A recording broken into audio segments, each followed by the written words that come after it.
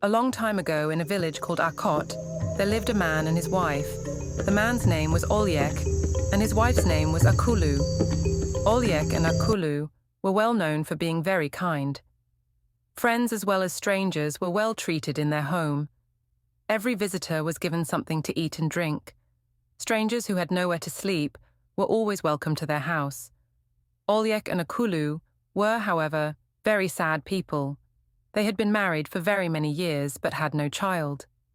In Lango of those days, having no child at all meant you had bad luck, or it was a curse by the gods. Those who had children were said to be rich and blessed by the gods. Olyek and Akullu had looked for help from many medicine men in Okot village and the neighboring villages, but in vain. They even went to those medicine men who were said to be the best in the distant villages, but still failed to get a child. With every new day came a dawning of sadness. One morning, Akullu set off to a nearby village to see her parents. In those days, there were no cars, so people had to travel on foot. She took with her some millet, simsim, and smoked goat's meat for her parents and younger sisters to eat. She had only covered half of the journey when she met a very old woman standing by the side of the road. The woman was so old, thin and wrinkled, that Akullu could not tell whether she was a man or a woman. The old woman carried a bundle on her head, which was wrapped in bark cloth. The bark cloth which she wore was also ragged and dirty. She supported herself with a walking stick. She was talking to herself when she saw Akullu. She smiled, and her eyes almost disappeared in her wrinkles. "My daughter, where are you going when the day's still a child?" she asked. "To see my parents." "How is the mourning grandmother?" Akullu greeted her with respect. "It is all right, my grandchild," the old woman answered, looking at her for a few minutes. "Can you please help me carry my bundle to my hut?" the old woman asked. Akullu took the bundle from the old woman, who then led the way. They walked for some time and then turned off the main path. Soon they crossed a small stream. While they walked, Akullu looked closely at the old woman. She noticed that her skin was as dry and pale as ash. She looked like she had not bathed for several months. Her fingernails were long and sharp, like an eagle's claws. Her hair was uncombed and dirty. "Who is this woman? Is she a witch?" Akullu wondered silently. Soon they came to a small, lonely hut. It looked as if nobody lived there. There was no compound. It was all surrounded by a rough bush. "This is my home grandchild," she told Akullu, as she led her into the hut and laid down an animal skin for her to sit on. Once inside, Akullu saw a number of things. She saw a black cooking pot, animal skins, drums, and a gourd rattle. As the old woman untied her bundle, Akullu asked for a hoe. She dug around the hut and cleared the bushes. The old woman watched Akullu silently as she cleared the bushes and swept the area around the hut. Her wrinkled face portrayed no emotion, but her eyes seemed to follow Akullu's every move. Once Akullu had finished outside, she stepped back into the hut and saw the state of the old woman's living quarters: dusty floors, soot-covered walls, and a pile of dirty pots near the corner. "Grandmother," Akullu said gently, "you cannot live like this. Allow me to clean your home and tend to your needs." The old woman tilted her head, curious. "You've already done enough, my child. Why do you wish to do more?" "Because it is the right thing to do," Akullu replied simply. Without waiting for a response, she picked up the pots and carried them to the stream they had crossed earlier. She scrubbed them until they shone and returned with fresh water to clean the hut.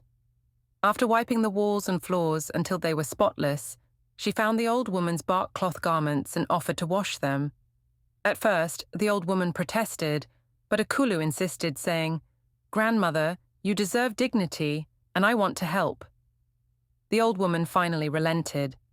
Akullu boiled water and bathed the old woman with care, washing her pale ashen skin and combing through her tangled hair. She used herbs from the woman's bundle to scent the water and massaged the old woman's frail limbs until they relaxed. "Grandchild," the old woman murmured. "No one has ever treated me with such kindness." "You deserve it, grandmother," Akullu said, smiling warmly as she dried the old woman with a clean piece of cloth. When she was done, Akullu dressed the old woman in the clean garments she had scrubbed and returned the bark cloth to its place. Finally, she cleaned the cooking pot and set it over the fire. The hut, once dark and unkempt, now felt fresh and alive, glowing with warmth and care. The old woman watched Akullu quietly as she worked, her eyes now glistening with emotion. "You are a rare soul," she said after a long pause. "Few would have gone to such lengths for an old woman they do not know. You are truly a blessing." Moved by the woman's words, Akullu knelt before her. "Grandmother, I did only what I hope others would do for me." The old woman smiled, a deep warmth radiating from her wrinkled face. "You have given me so much today. Now it is my turn to give you something in return.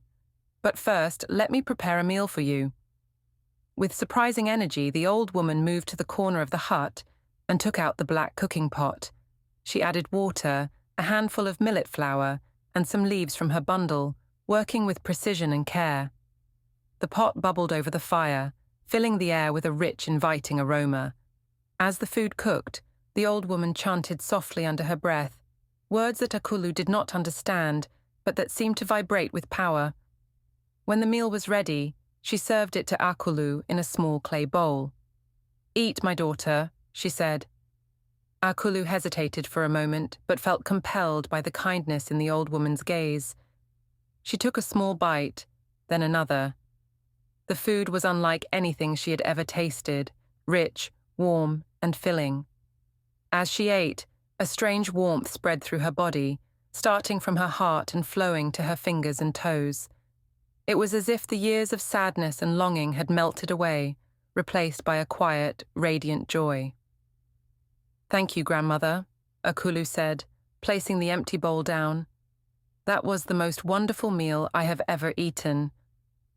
The old woman leaned closer, her voice soft but firm. "You have given me kindness, and I will not forget it. You have suffered long without a child, but today I bless you. When you return to your husband, you will find that the gods have smiled upon you. You will have a child, a special child who will bring blessings not just to you, but to your entire village. Care for this child well, for they will carry the spirit of the Rainmaker."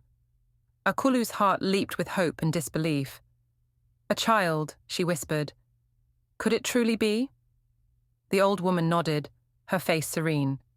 "You will see, my daughter, but for now, rest." The old woman began to hum a soothing tune, and Akullu felt her eyelids grow heavy. Before she knew it, she had fallen into a deep sleep.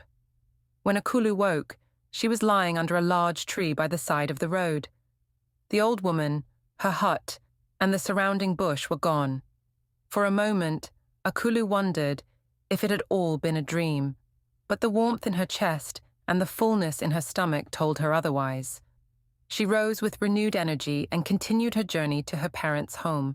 Weeks later, Akullu began to feel the stirrings of life within her. When she told Olyek, his joy was boundless. The village, too, erupted in celebration, for everyone knew of the couple's struggle to conceive. They called the child a miracle even before they were born. 9 months later, Akullu gave birth to a son. They named him Okot, meaning unexpected in the Lango tongue. From the moment he was born, Okot was no ordinary child. He rarely cried, and wherever he went, people said the air seemed fresher and the skies brighter. By the time he was 5, the villagers began to notice his strange connection to the weather. One day, during a terrible drought, little Okot wandered to the edge of the village, where the elders were gathered in prayer. As they pleaded with the gods for rain, Okot stood silently, his small face serious. "Rain will come," he said softly, raising his hand toward the horizon. The elders turned to him in surprise, and as they followed his gaze, they saw dark clouds forming in the distance. Moments later, a cool breeze swept through the village, and the heavens opened with a torrential downpour. The rain quenched the parched earth, and filled the villagers' hearts with joy. From that day forward, Okot was known as Okot the Rainmaker, a child blessed by the gods. But his journey was only beginning, for his gift would bring both blessings and challenges to his people and to himself.